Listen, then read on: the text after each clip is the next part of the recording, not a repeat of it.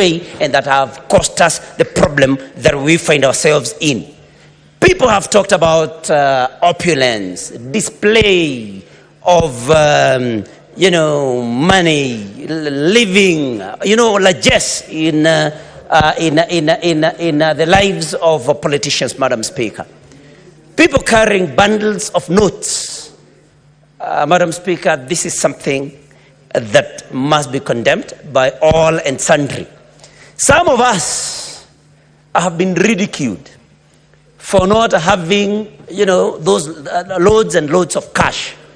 Madam Speaker, that when maybe you are attending a harambe somewhere and you give something or you contribute something from your salary that may not be as big as maybe some colleagues that you may be with, Madam Speaker, carrying hundreds of thousands or even millions, Madam Speaker, it's sad that even some church leaders have ridiculed some of us, saying that we contribute, amounts that cannot even buy some tobacco, Madam Speaker. And so, Madam Speaker, I think this is something that Kenyans have been watching slowly but surely and have not been very happy about, Madam Speaker. And this is something that we should all condemn. Let people, if they have to contribute their hard-earned cash, Madam Speaker, because this points to corruption. Otherwise, we know how much people are paid and how much they contribute in these harambes, Madam Speaker. And this is something that we need to talk about. Madam Speaker, there have been very many things that have been happening in our society. I have a background of education, Madam Speaker, and I can tell you there are things that we have done in this country that should not be done, including taking some public institutions of learning and kind of privatizing them, Madam Speaker. And allow me to mention one or two. Madam Speaker, we have a school called Hospital Hill Primary School. This is a public school, but that has been privatized. Nairobi Primary School, Madam Speaker. There is a school called Tigoni Primary School in Kiambu. These are public schools, but which people, the middle class and people who are well-to-do, have taken and, introduced some rules, some, arrangements through the PTA, Madam Speaker, and kind of privatize these schools, where it is very hard for ordinary mortals, Madam Speaker, to gain admittance to that school, to those schools for their children. And all this time, our people have been watching, that I cannot be able to take my child to Nairobi Primary School because there are charges, illegal charges, Madam Speaker. And people have been, this has been building up. Madam Speaker, corruption is also something that has made people to build up some anger and, dissatisfaction against government and leadership, Madam Speaker. And recently, there was a young man, Madam Speaker, I know this is a subject of a court case, but I'm not going to discuss the merits or demerits of the same. But Madam Speaker, a young man, it was unfortunate, but a young man felt that he could not, according to his claim, he could not be able to raise the bribe that a police officer was asking, Madam Speaker. And the young man ended up beating up that police officer, Madam Speaker. I do not want to stand here and say that that was right. But, Madam Speaker, you can imagine that it was out of frustration that a police officer is demanding amounts of money from a young man that cannot afford such amounts of money. And, Madam Speaker, some police stations have even been able to upscale corruption. And I want to cite Kasarani police station, Madam Speaker. This is a police station where you will find tens of police officers along the road, Madam Speaker. And what do? They do not want to take the usual 50 or 10 or 100 Kenya shillings, Madam Speaker. So they will just order you to drive your vehicle into the police station where they will demand for, a bigger amount of money as bribe, Madam Speaker, before you are released. And, Madam Speaker, we must call this out. This is why we are where we are, because those that cannot afford these amounts of money, Madam Speaker, are always at a disadvantage. What does our judiciary do? In aiding in solving or helping resolve these matters of corruption, Madam Speaker, the processes are lengthy. You know, somebody that has been accused, Madam Speaker, of corruption will take ages before their cases are heard and determined. And of course, they are going to buy their way. They are going to compromise even investigations, Madam Speaker, because even the kind of bail they get is very friendly. Somebody stealing, say, 100 million, given a bail, you know, bail terms of about 2 million, Madam Speaker. So people are even more than happy to steal, pay bail, buy whoever that it is that you have to buy, and this is what has caused frustration in our people, Madam Speaker, leading to the events of the last 2 weeks. Madam Speaker, our laws are also weak. The day before yesterday, I think on Tuesday, we hosted the CS Health, Madam Speaker, the Committee of Health, where I'm a member. And, you know, we wanted to know what NHIF is doing to see to it that there are no fraudulent claims, Madam Speaker. And where they are there, what they do in order for them to be able to recover the funds so lost. And Madam Speaker, we were very frustrated that the law does not allow NHIF, for example, even after they have discovered that a claim was fraudulent, to take such a fraudster to court, Madam Speaker. That they leave it to investigative agencies to look at it and take this matter to court. And I mean, that is frustrating. Because if I catch you stealing some bananas from my shamba, Madam Speaker, I should just go take you to the police, report you to the police station. Then you defend your case. The only thing I should be asked to do is the burden of proof that should be laid on me. But look at what NHIF is saying, that they cannot be able to take a fraudulent medical facility, a medical facility that is placing a fraudulent claim to court, Madam Speaker, that they have to rely on another institution, an investigative one. These are the things that have made Kenyans, that have frustrated Kenyans, and that is why, Madam Speaker, we find ourselves where we were. The other thing is waste of public funds. I've been asking myself, what happened to the Volkswagen Passat that former President Uhuru Kenyatta, when he was finance minister, introduced and decided that was going to be the vehicles that were going to be used by public officers, Madam Speaker. How did we get back to V8, to Prados for public officers, Madam Speaker? We must go back to living by what we tell Kenyans. Let us see CSS in Volkswagen Passats, Madam Speaker, as was done that time, in order for us to save on public funds, Madam Speaker. The other day I was listening to CS Kuria, and he was saying that he was very, very, very frustrated and very concerned going to Mombasa, finding some stuff, having traveled all the way from Nairobi to Mombasa to receive him, some stuff he did not need. Then when he asked why, he was told that somebody had not had an opportunity to get per diem for quite some time, and that is why they had been sent there. Madam Speaker, really? That all we care is that we see to it that some staffers get per diem, even when we do not need their services? These are things that we need to look into and, of course, make corrections where we need to make corrections, Madam Speaker.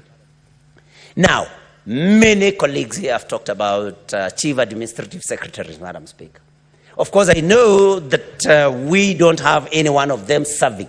But, Madam Speaker, there are rumors that there are plans to reinstate them. Madam Speaker, do we need CASs? What is it that they can do? What is it that we need them for? What can they do? What are they supposed to do that PSs cannot do, Madam Speaker? These are some of the things that we need to forget and forget completely. There should not even be anything like that, because it has been determined as an illegal position, Madam Speaker, so that we save on public funds, Madam Speaker. Many people have mentioned the office of the First Lady, the office of the Second Lady, the office of the Prime Cabinet Secretary, and his spouse also, Madam Speaker. And I'm happy that His Excellency the President has pronounced himself on the closure of these offices, Madam Speaker. And I say this, knowing very well Because in Kiswahili they say, ya Mungu ni mengi, hayajulikani. Knowing very well that I can also be president tomorrow. And my wife will be a first lady. But I do not want my wife, even if I become president, to have an office funded by the exchequer, Madam Speaker. Because we need to save on expenditure, Madam Speaker, and I'm happy that the President has since dealt with that matter and pronounced himself, Madam Speaker. We may need to discuss on whether we need a prime cabinet secretary and an office for that matter, Madam Speaker, for this particular position. Recently, after the floods, Madam Speaker, there were demolitions. But these demolitions were profiled. They only happened in low-income in those areas where the low-income earners live, Madam Speaker. And this was under the guise of clearing riparian land, Madam Speaker. But go to places like Lavington. You will even see some river courses, Madam Speaker, interfered with in order for somebody to create room to erect buildings along, in fact, next to the river, not just on riparian land, but next to the river. There was no demolition happening there, while we were demolishing settlements of those of the poor, the poorest of the poor, Madam Speaker. And this is what has caused dissatisfaction, Madam Speaker. The law must be seen to be applied equally, Madam Speaker, to those that have and those that do not have, Madam Speaker. I'm surprised how fast time moves. So, Madam Speaker, this is something that has caused a lot of problems with our people. Madam Speaker, the CSs have abandoned the President. None of them, very few of them, are helping the President in this crisis, Madam Speaker. We do not know what is happening. I've been wondering as a person, is it because maybe they did not appreciate that time when they went for the cabinet meeting late and they were locked outside the gate? Madam Speaker, maybe that cost them some demotivation, that maybe demoralized them, and I would want to ask the President, because he must rein in these CSs, but maybe to do it in a way in future that does not see them being ridiculed or see them looking like school children who came late to school, Madam Speaker. So we do not know whether they have the right morale, but this should be looked into. Needless to say of how they pretend, big people cannot answer calls from us. Some of them do not even honor our committee meetings. Madam Speaker, these are things that we need to think about. Madam Speaker, PSs. Do we need all these PSs? Those are questions that we need to ask ourselves, Madam Speaker. Do we need all of them? What is it that they do that cannot be done without them? Madam Speaker, because my time is running out, we need to rethink about CDF, especially the bursaries given by members of the National Assembly. Somebody raised a very pertinent question. Why do we need to give members of the National Assembly money to give to parents to pay to public schools? Why don't we channel those funds directly to these public schools, Madam Speaker? Maybe we can talk about CDF as far as development is concerned. That is something we can discuss. But really, we give members of Parliament money to go, give back to government? I mean, what logic is there, Madam Speaker? I mean, we can use what we are calling means testing. Let us use means testing in order for us to assess the needs of every other student, so that we send these funds directly to the institutions of learning. We do not have, and we have done very well with the new funding model at the university level. We can cascade these downwards to secondary schools, Madam Speaker. We should not just do the things the way they have been done all this time. And finally, I dare to say, this nation could be under a curse. Madam Speaker, I say that, and this is somehow spiritual. Because, Madam Speaker, a father can curse a child. In the same breath, Madam Speaker, a president can curse a country. A mother can curse a child. What am I trying to say, Madam Speaker? Last year, sometimes last year, Northlands, owned by the Kenyatas, was attacked. Sheep stolen. Bad things happened. The police never did anything. And that was associated with some leaders, Madam Speaker. Kenyatta may not have been a saint. President Kenyatta Jomo may not have been a saint. But Madam Speaker, he was the first president of this country. Madam Speaker, he can cast this country from his grave. And this is something that we should take very seriously, Madam Speaker. There have been claims, Madam Speaker. We do not know how true they are. Senator Nyutu, there were some ground rules laid before, and I think you wish to abide by them if you were well advised by the majority leader. Madam Speaker, we said we are just reflecting, and if we want to know how we can heal this nation. So, Madam Speaker, I think these are things that we need to look into.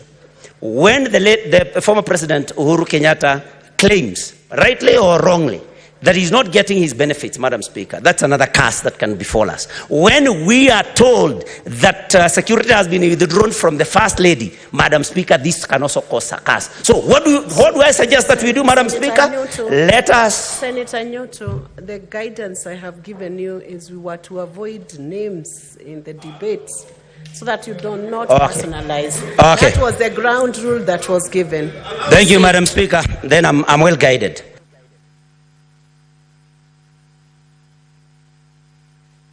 One minute for you to finish.